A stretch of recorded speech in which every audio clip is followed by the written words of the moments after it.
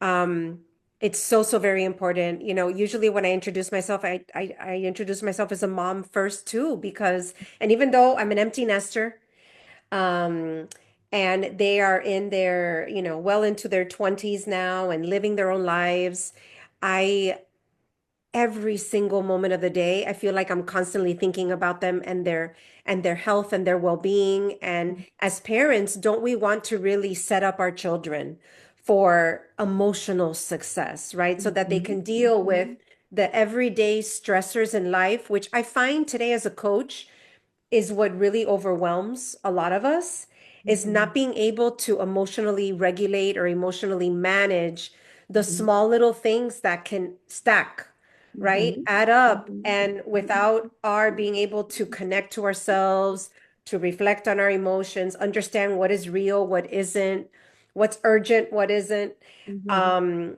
to process those emotions so that we can feel resilient, to your Mhm. point. Do you see both children and adults, or do you focus only on children? Okay, so Healthy Connections Hmm. focuses on it's mainly children and Okay. the parents, families. Yeah. So that's the main focus of Healthy Connections. We have a big contract with Miami-Dade County Public Okay. Schools, so we have a lot of children in our practice. Fantastic. And Beatrice, myself, just really, I only take adults. So I only Okay.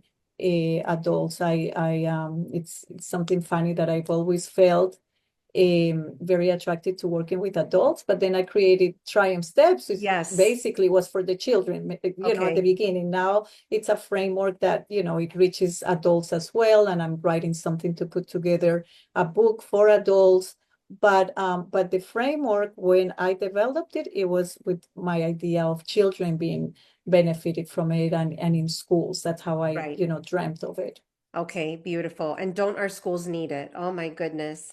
I really can't wait for the day where we look back and now like breath work, mindfulness, yoga is, a part of the everyday life of a child at school, regardless Mhm. of whether it's public or private. I really Mhm. hope for that day. I think we're still Mhm. struggling as communities to prioritize education and to prioritize the Mhm. kids, Mhm. at the end of the Mhm. day. So that's a big dream.